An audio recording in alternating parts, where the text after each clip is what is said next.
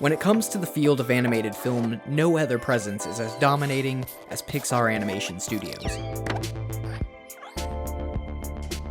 There's hardly a single member of my generation that hasn't experienced the scope of its contributions to the world of 3D animation. Catapulted to cultural fame by their 1995 film Toy Story, they have continuously pushed the bounds of technology to create the most stunning works of art the world has ever known.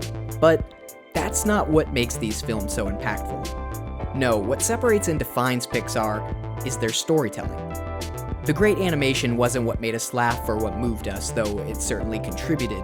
That credit belongs to the stories, and Pixar isn't just good at storytelling, they are amongst the best. So needless to say, it's worth examining what Pixar films have to say. It stands to reason that the messages and themes of well-told stories will have a much more significant impact on their audience. And that's exactly what we'll be discussing some other time, because today we're talking about how Spider-Man 2 functions as a metaphor for dealing with erectile dysfunction.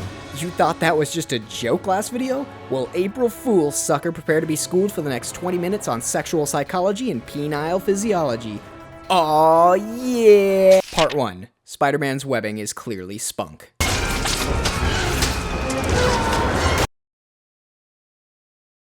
In June of 2013, Pixar released the film Monsters University, a prequel to their 2001 masterpiece, Monsters Incorporated.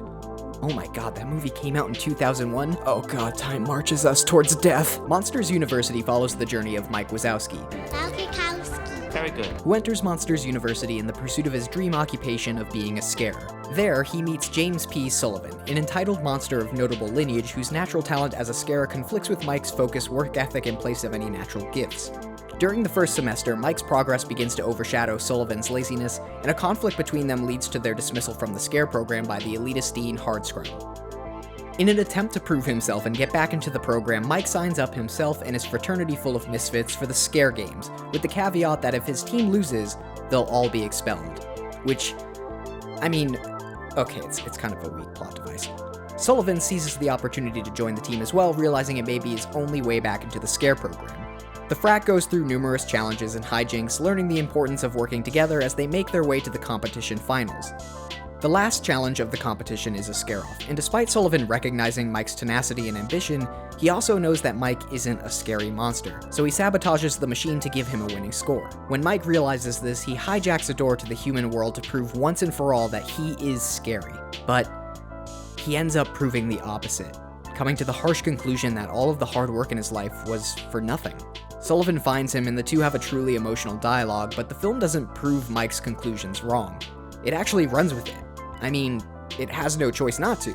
In Monsters Incorporated, Mike isn't a scarer, so we as the audience, knowing this the entire time, are faced with the contradiction of what we expect from these types of stories, that being Mike pulling through despite his shortcomings on the basis of his hard work and dedication, versus what we know is going to happen, Mike not becoming a scarer.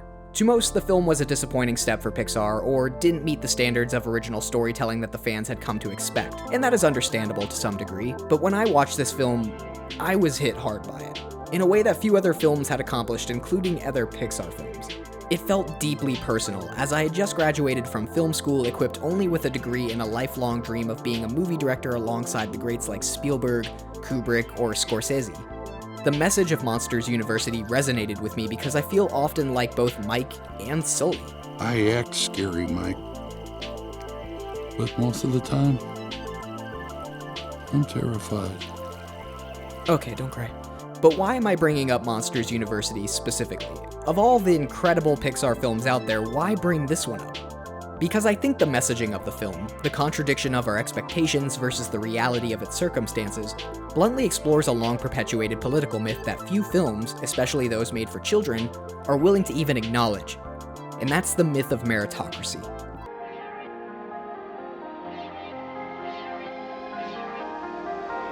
Let's establish what I'm talking about first. What is a meritocracy? Well, just surface level, a meritocracy is a system in which one's success and lot in life is determined by their merit.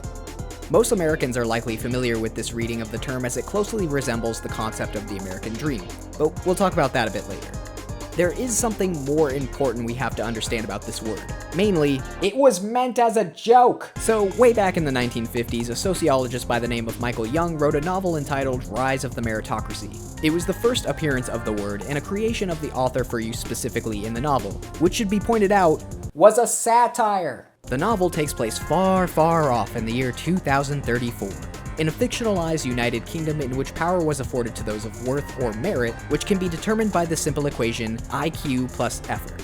Hence, a meritocracy. The book is satirical in that it criticizes the way that this fictitious system is used to create and justify a power-holding elite ruling over a disenfranchised underclass. The point mainly targeted at the tripartite education system that was being implemented around the time of the book's publication. The very word itself is a play off the word aristocracy, a word that has come to define a system where power is held by nobility, which is made even better when you recognize that the actual Greek translation is rule of the best born, where the original implication was for citizens with the best qualifications to hold power. Actually, considering that, Michael Young should have seen what was coming next. You see, satire has a way of being appropriated by the people it's meant to criticize, a concept well explored in an episode of revisionist history called the satire paradox that I highly recommend listening to. The rise of the meritocracy failed to survive this trend. As a result, the term has been adopted not just as a utopian ideal, but as an accepted reality.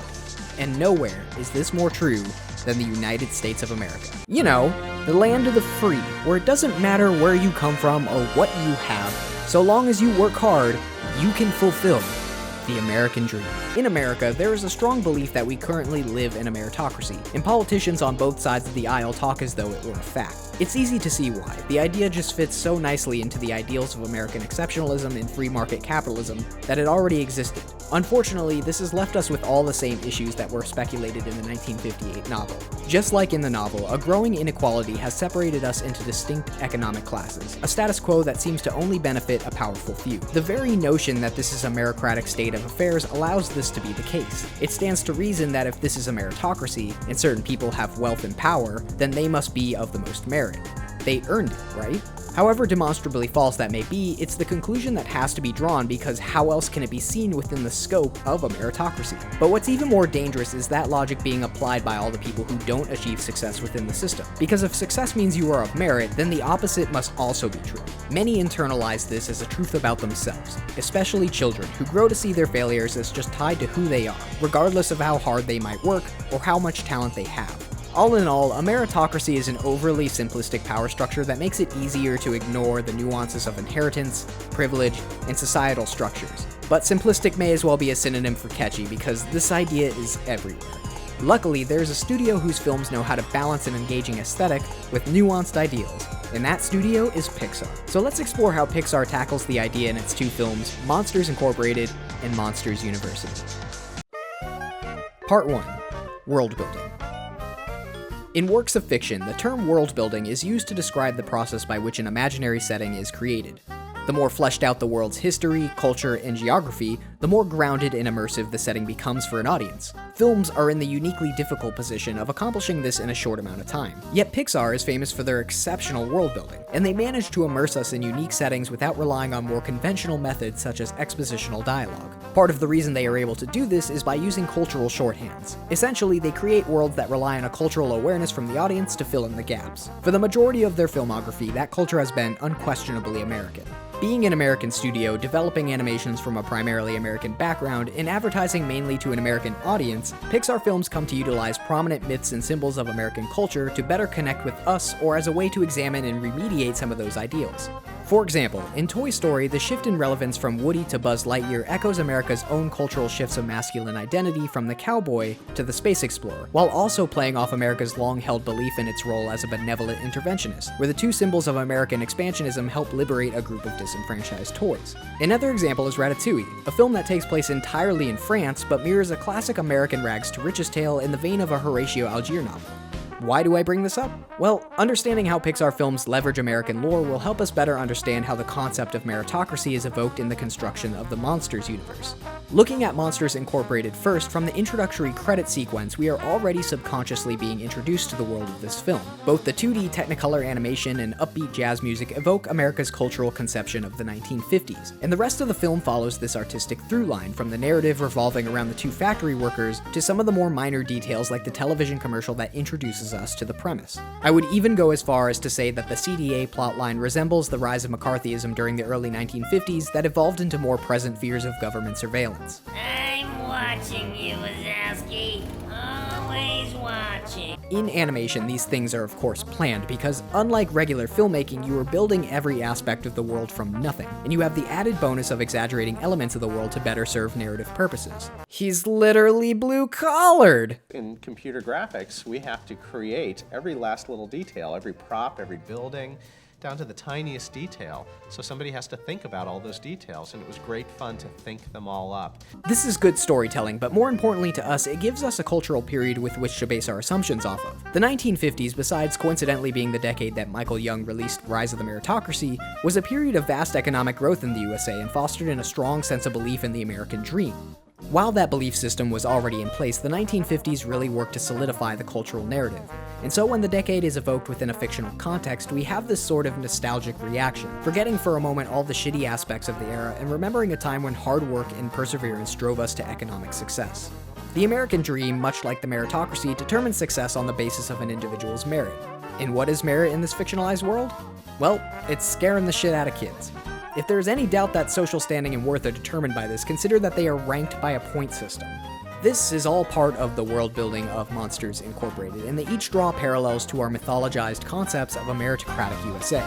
But then there's Monsters University, which manages to take this one step further. It might feel like a stretch to say that using a 1950s aesthetic provokes a recognizable framework, since most of us don't really come equipped with a concise cultural understanding of that decade. But you know what we do understand? Universities. Universities have and continue to be a dominating presence within America's cultural sphere. Just look at the countless films that have utilized a university as a backdrop, so even those who have never attended might have at least a basic understanding. Through popular culture and economic shifts in America, universities have easily framed themselves as an important milestone in the meritocratic ideal. To be accepted into a university, usually according to those accepted, is a testament to one's hard work. When we look at the details of Monsters University, we see that there is a rich lore built on our cultural understanding. The architecture, clothing, and interior design positions it in our minds as an older establishment of significant importance, much like the Ivy League schools of today, and that in turn frames the school and its students as the cream of the crop. After all, acceptance and graduation from these prestigious institutions guarantee an unquestioned position of higher merit.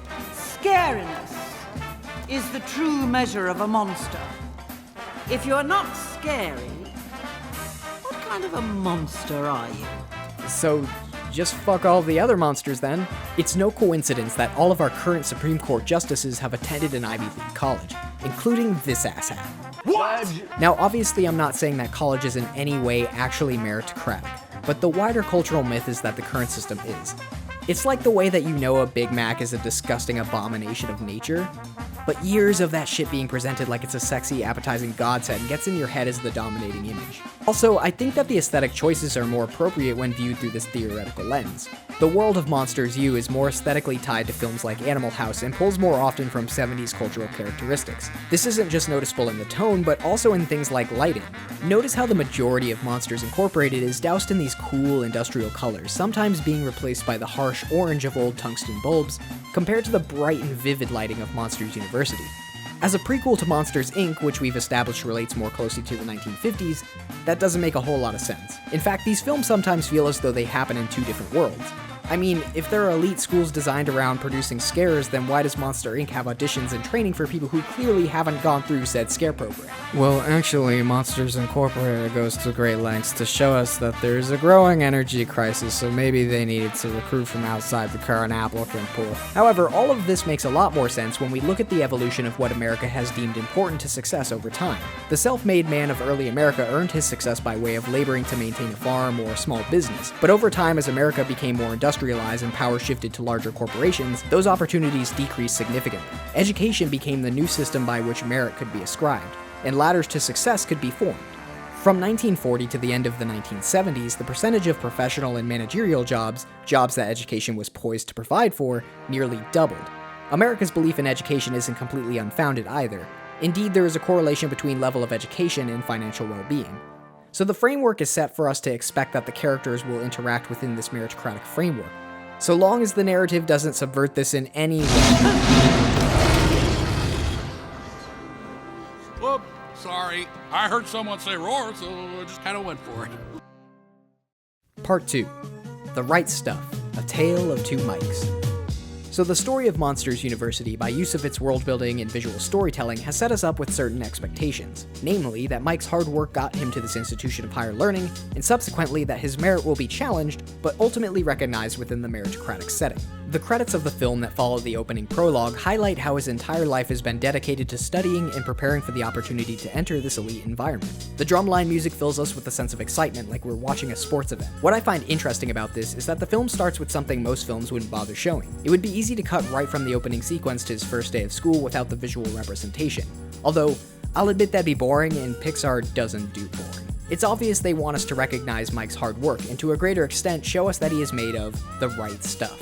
The idea of being made of the right stuff is at the heart of the meritocracy. In their book, The Meritocracy Myth, Stephen J. McNamee and Robert K. Miller Jr. identify and explore 4 key ingredients to the American formula for being made of the right stuff: talent, the right attitude, hard work, and high moral character. And I want to make clear something that the book also makes clear. These traits are good things that have some genuine connections to successful people, but the degree to which these traits are ascribed to gaining success is wildly overblown. I don't think it's a stretch to suggest that Mike fits within the scope of these characteristics. Even talent, which is part of the thing that is supposedly holding him back, is something that is granted to him right at the beginning of the film. Wow. I didn't even know you were in there. Not bad, kid. So while he may be the most quote-unquote ordinary of the diverse monsters, he is still suggested to have at the very least an aptitude for scare work. You can probably tell where I'm going with this. The film ultimately decides that none of that matters, but also it works very quickly to undermine even the most basic assumption that a lifetime of hard work mattered for consideration in this academy. Introducing James P. Sullivan. Within a minute of Sully being introduced, we already know that he has no respect for others, is irresponsible, Can I borrow a pencil? Forgot all my stuff. and most important of all, is descended from a somewhat famous scarer. This detail is an addition to Sullivan's character, as it is not brought up in Monsters Incorporated. The thing is, it wasn't a necessary detail for just story material. I mean, the pressure to not fall short of expectations and escaping being just a family name plays a role in his character arc, but it wasn't what drives the conflict between the characters. Sully is just naturally a more intimidating figure who takes for granted his talents, a position that already fundamentally opposes Mike's. The inclusion of having descended from privilege is notable because it pokes a big ass hole through the mythologized notions of meritocracy. Why is James even there? His attitude and established behaviors are not befitting of this prestigious establishment. He clearly doesn't have the right stuff. But here he is, without a care. How could this have happened? Well, we know the answer to this. It's because meritocracy is a fairy tale.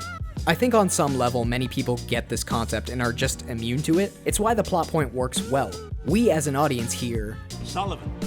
Like Bill Sullivan, the scarer? Yeah, he's my dad. and immediately know that he doesn't really deserve to be there. But unfortunately, most movies have let us down in following an understanding of this problem through. In almost every movie with this setup, the rich dick gets his comeuppance, with our main character winning the day. It's like they want to show us how unfair the system is, but then ultimately tell us, nope, it's actually fair because the rich kid gets taken down a peg. All is well. We're told by cultural influences that it all works itself out, that maybe it seems like things are not meritocratic, but they eventually get there. It's why most people were upset but not really surprised when the FBI released its report this year of people buying their children's way into college. In fact, Monsters University uses somebody besides Sully to pull the same plot thread. Johnny Worthington, president of Roar Omega Roar. I feel like there is a joke to be made about his last name being Worthington, but I can't think of any. The film does manage to take a more nuanced approach to this with Sully, suggesting that regardless of failure, he will always have more access to opportunities because of what he's inherited. And what he's inherited isn't just a family name, but his scariness, which I am equating to capital because the film seems to suggest it kinda works like that. Mike's chances at upward mobility end up being dependent on Sullivan in the end, unless you count going from mailroom guy to cafeteria guy. Even transitioning from Monsters University to Monsters Incorporated, this is still the case. Mike has to rely on Sullivan's prestige to get him tickets for a fancy restaurant. Speaking of Monsters Incorporated, let's talk about that. So, Mike is not the same character we got to know in Monsters U. He's full of himself, lazy, and lacks the moral integrity of his college years. I guess he got to the scare floor and went, well, I learned nothing. He's still a fun and endearing character, but he's lost any of the edge that Monsters U attributed to him. He's a coward in the face of challenges, whereas at the end of Monsters U, Sullivan refers to him as fearless. You are fearless. And yeah, this movie came out first, so why am I bothering to point this out? Well, considering that Mike isn't made of the right stuff this time around, how should we expect Monsters Incorporated to end for his character? Pretty much the opposite of Monsters University. This time around, Mike is the one bringing home the bacon. Whoa! Except, something has changed. Mike's not scaring kids, he's making them laugh. It turns out that he is worth something after all. But only when everything is changed. This brings me to another important wedge in the myth of meritocracy. But first, I've been rambling on way too long about boring theory and power structures. That's no fun. Sometimes I just want to nitpick a movie for fun and not think too hard, so let's do that now! If all the CDA guys have hazmat suits on, why do they freak out when Mike throws a sock on them? So there's a sushi restaurant in this universe, and it's legitimately Japanese because they greet customers in Japanese. So does that mean there's a Japan in this Monsters universe that had the same cultural trajectory as in our world? And there was a Monsters World War II where the American Monsters world appropriated and commodified Japanese monsters culture for pricey restaurant experiences? Wait, was there a monster Hitler? How do these monsters fuck? Part 3. Who determines merit? I said earlier in the video that what defines merit in the fictionalized monsters world, at least in terms of these stories, is the ability to scare the shit out of kids. And I also asserted that scariness was akin to a sort of capital. But who or what decided that this was the appropriate measure of worth? Who or what determines merit in any meritocracy? Well, as the films accurately show, those with the power to do so, and in a broader sense, whatever serves the current power structure. We've already discussed that those who attain power in the supposed meritocracy may not even qualify by their own supposed objective merit. For instance, Waternoose, the head of Monsters Incorporated, mentions this. James, this company's been in my family for 3 generations. I would do anything to keep it from going under. His position of authority on the matter doesn't stem from anything earned, it's the result of nepotism. But even an authority who may have earned their way, such as Dean Hardscrabble in Monsters University, only views merit through the narrow definition that allowed them to ascend. Determinations of merit cannot be objective because not everyone values the same things. It is by this setup that the myth of meritocracy perpetuates itself. Mike in Monsters University is supposedly not scary in an objective sense. What you lack is something that cannot be taught. You're not scary. He is without merit according to the power structure in place. But as we are shown, that narrow definition of merit doesn't account for the extent of his capabilities. Dean Hardscrabble is so quick to dismiss Mike to a life of scream can design that she fails to account for his leadership abilities, his innovative tactics, and basically every other great quality that could be of use to the monster society. Mike, the unscary little monster, is able to orchestrate and lead a scare so utterly powerful that it bends space and time by causing a complete energy overload in another plane of existence. Exactly! And you think you're just okay? You pulled off the biggest scare this school has ever seen. That wasn't me. That was you. Which is just an incredible scene, by the way. Seriously, bravo to Pixar, I was genuinely on the edge of my seat for this entire sequence. But even this is operating within the same understanding of merit, which is why I like Monsters Incorporated. Mike's sense of humor does not fit with the context of the merit-based system. After all, Scariness is the true measure of a monster. But with the shift to a laugh-based energy system, suddenly he is worthy of reward. This undermines the very nature of how a meritocracy is supposed to work. A system that tries to maintain an objective or mathematical sense of merit just ends up ignoring every other. In an open letter to The Guardian entitled Down with the Meritocracy, Michael Young, yes, the same one that wrote the book, expressed disappointment in how the term he had coined was being used, adding, "It is good sense to appoint individual people to jobs based on merit. It is the opposite when those who are judged to have merit of a particular kind harden into a new social class without room in it for others." Speaking on education, he states, "With an amazing battery of degrees and certificates at its disposal, education has put its seal of approval on a minority, and its seal of disapproval on the many who fail to shine from the time they are regulated to the bottom streams at the age of 7 or before." Monsters University is a school that seems to exist in service of weeding out undesirables. It can't take into account a late bloomer or any nuanced approach to the art of scaring, or really anything outside of scaring for that matter.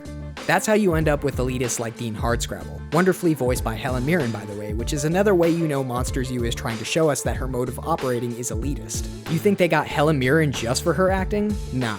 They picked her specifically for the perception her voice evokes. Voice acting is interesting like that. These movies are begging us to look at the larger systems in place when talking about merit. It asks us to view merit outside of the rigid power structures that benefit from controlling what might be considered worthy. All of society cannot progress if merit can only be seen through one supposedly objective lens. Let me abandon my concept of capital being scariness real quick for this last part because it's more convenient to my argument.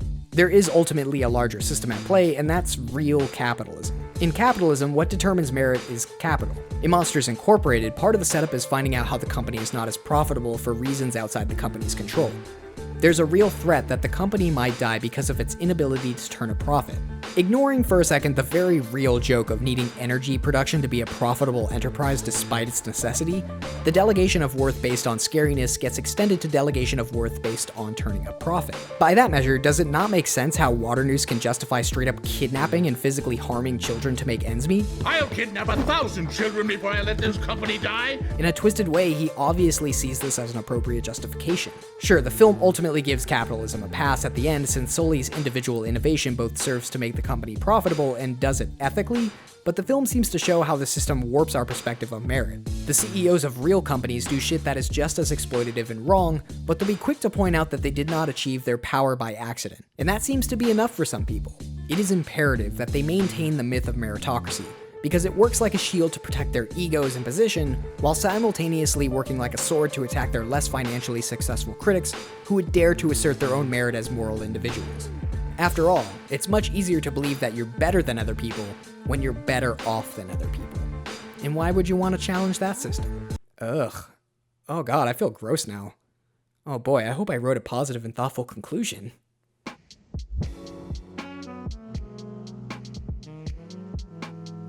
When doing research for this video, I went in wanting to come out with a solid stance from Pixar on the issue of meritocracy, but ultimately came out empty-handed, just like Mike. I don't think it's a failure on Pixar's part, though. That isn't what their stories are about.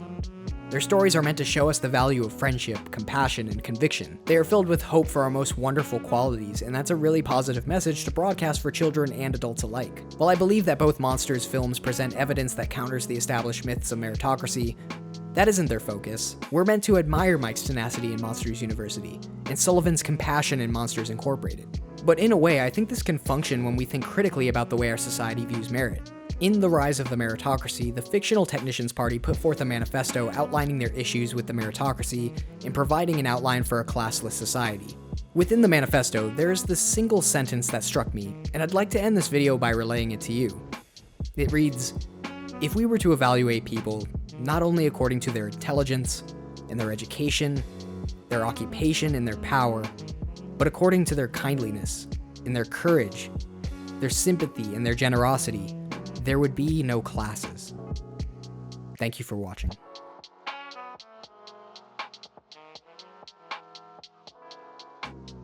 Hey everyone, thank you so much for watching my video. Please give it a thumbs up if you liked it. We also have a Patreon if you want to donate money, help us out in making these videos. We really would appreciate it. You can also comment. We actually love reading comments, so if you want to do that. Also, I realize I didn't talk a lot about the idea of meritocracy and why it's wrong, so if you want to do any further reading on that, I highly recommend The Myth of Meritocracy, which is a book I mentioned in the video. And of course, I also highly recommend Rise of the Meritocracy if you just kind of want to have a base understanding of where this satirical principle comes from. But other than that, have a great day, and thank you so much for watching.